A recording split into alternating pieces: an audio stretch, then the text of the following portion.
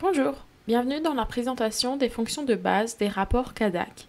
Aujourd'hui, nous allons couvrir les fonctionnalités de base qui s'appliquent à tous les rapports sur CADAC. Après avoir regardé cette vidéo, vous serez en mesure d'effectuer les opérations essentielles dans les rapports CADAC.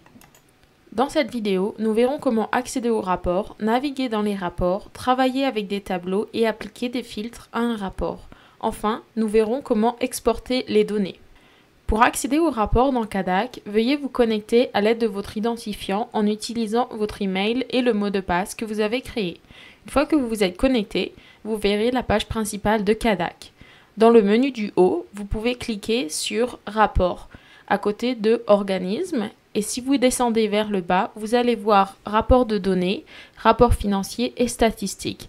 Vous allez alors avoir deux rapports, comparaison des détails des formulaires de votre organisme et tendances financières et statistiques détaillées.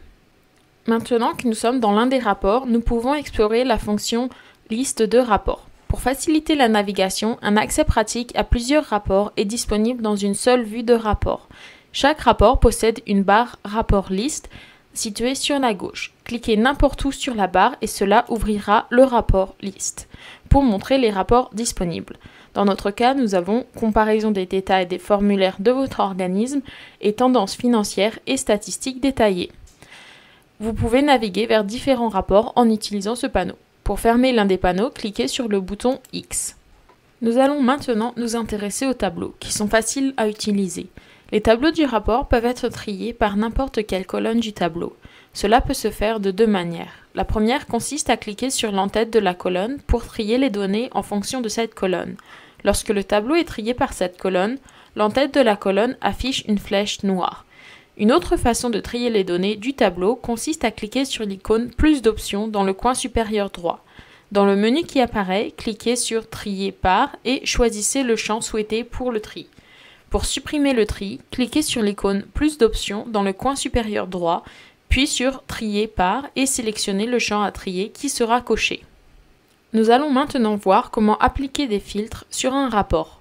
Chaque rapport possède une barre de filtre située à gauche, à côté de la barre Rapport liste.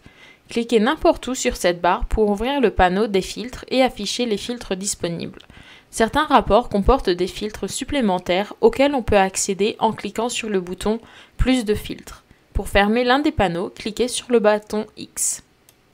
Le panneau filtre contient des filtres qui vous permettent d'ajuster les données. Certains filtres vous permettent de sélectionner plusieurs options et d'autres ne vous permettent de sélectionner qu'une seule option à la fois.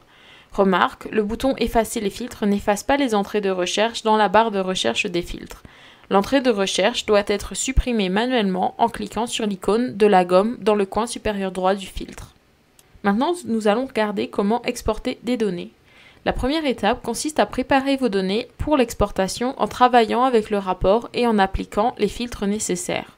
Notez que vous pouvez exporter des données individuellement pour chaque tableau du rapport. Une fois que le tableau affiche les informations nécessaires, cliquez sur l'icône « Plus d'options » dans le coin supérieur droit. Dans le menu qui apparaît, cliquez sur « Exporter les données ». Sur la page qui s'affiche, sélectionnez l'option « Données avec la mise en page actuelle », puis cliquez sur « Exporter ». Seuls les tableaux peuvent être exportés avec l'option « Data with Current Layout » dans Power BI. L'exportation des graphiques se fera uniquement par le biais de données résumées, ce qui signifie que les données utilisées pour ce graphique, et non le graphique lui-même, seront exportées dans Excel. Ici, j'utilise des données de test pour démontrer les fonctionnalités de base. Maintenant, je regarde le rapport détaillé. Si je clique sur les filtres, plusieurs menus déroulants apparaissent. À titre d'exemple, vous pouvez changer les données sous exercice financier de référence. Vous pouvez aussi changer les années sous exercice financier comparatif. Autre chose que vous pouvez changer pour le tableau, c'est les lignes que vous êtes en mesure de voir. Vous pouvez changer les lignes financières ou les lignes statistiques et choisir quelle ligne vous souhaitez voir et quelle ligne vous souhaitez ne pas voir. Si vous voulez recommencer votre recherche, il suffit de cliquer sur « Effacer les filtres ». Pour fermer le panneau, cliquez sur la petite croix en haut à droite. Pour télécharger le rapport et les données en Excel, vous allez cliquer sur les trois petits points en haut à droite où c'est écrit « Plus d'options ». Lorsque vous cliquez dessus, vous allez cliquer sur « Exporter les données », puis vous allez sélectionnez Data with Current Layout. Quand vous avez sélectionné cela, vous allez pouvoir cliquer sur Exporter. Cela exportera les datas et seront téléchargés directement sur votre ordinateur.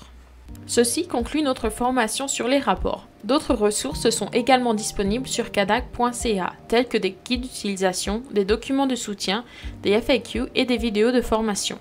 Je vous encourage vivement à consulter ces ressources car vous pourrez y trouver des informations précieuses.